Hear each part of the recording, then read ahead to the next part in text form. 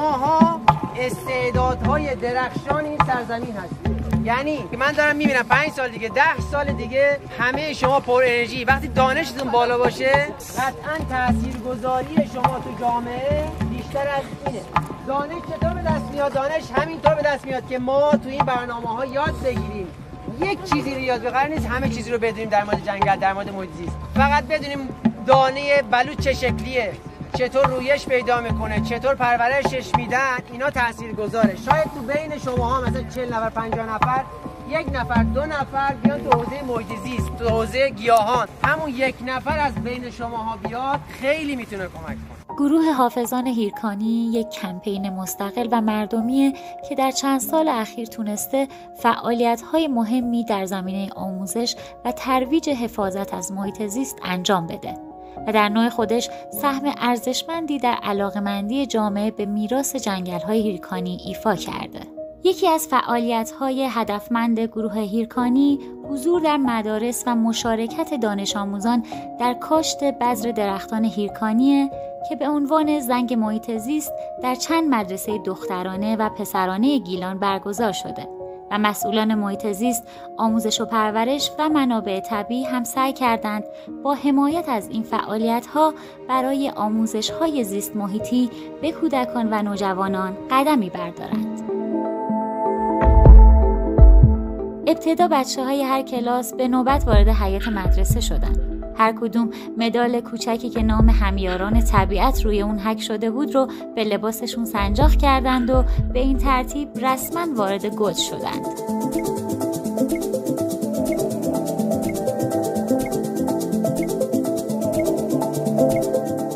جمع شدیم یک کار مشترک برای فرهنگسازی، برای حفاظت مردم پایه. کاری انجام بدیم که آدم‌ها دغدغه‌شون بشه جنگل هایی که داریم. حسین آقایی سرپرست گروه هیرکانی و یکی از فعالان شناخته شده محیط زیست ایرانه که طرفدار فعالیت های آموزشی در مدارس و در دل طبیعته و سالهاست در گیلان فعالیت های زیادی برای پاسداری از محیط زیست انجام میده.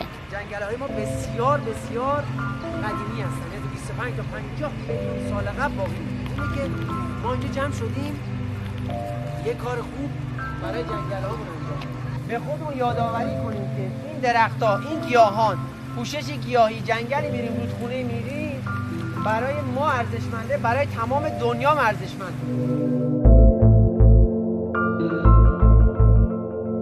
به بچه‌ها توضیح داده شد که چگونه با دست خودشون گلدان‌های پلاستیکی کوچک رو پر از گل کنند و بذر یکی از گونه‌های هیرکانی رو در خاک بکارند.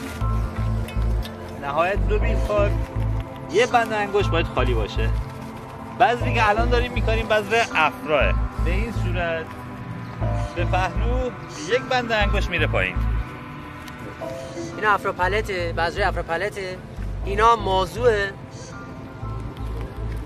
اینا که می‌بینی کوچیکن ریزن، اینا سیاولیکن. خب اینا هم شب خسبه. ببینید تو آب گذاشتیم یه ذره، اینا شب خسبن. گیاه بسیار ارزشمند و زینتی. تو پارک‌های ژاپن که بری اینا هست. به دست این دخترها بذرهایی کاشته میشد که قرار روزی درختانی تنومند در دل جنگل‌های گیلان بشه، همونطور که نسل‌های امروز از حاصل دسترنج و تلاش انسان‌های قبل از ما بهره میبرند.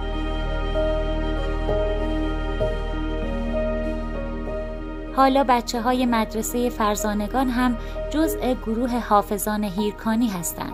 این راز زیبایی و پیوستگی جهان ماست که هر نسل زمین رو برای نسل‌های بعد از خودش آماده می‌کنه. برای ایستادن روی سیاره‌مون. مثل شازده کوچولو با اون گل سرخش.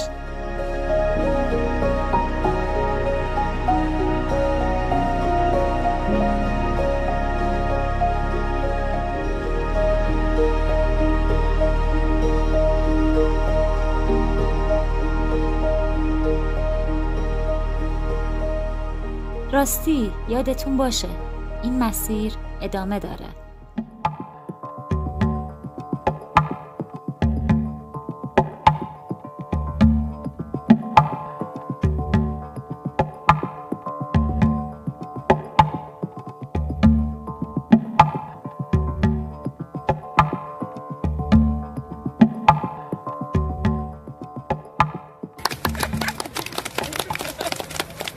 جنگل‌های هیرکانی 3.5 میلیون هکتار بوده. توی 60-70 سال بیش از 2 میلیون هکتار رو متاسفانه ما از دست دادیم.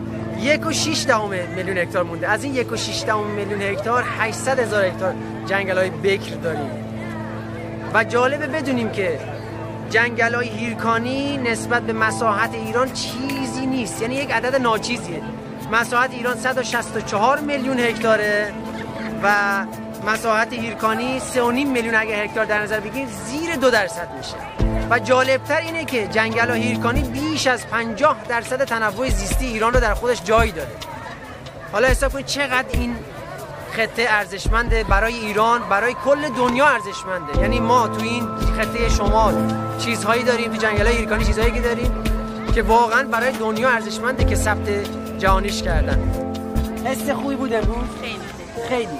شما چی؟ من تجربه داشتم، نهال می‌کاشتم با مادرم. افرا کاشتی. آفرین.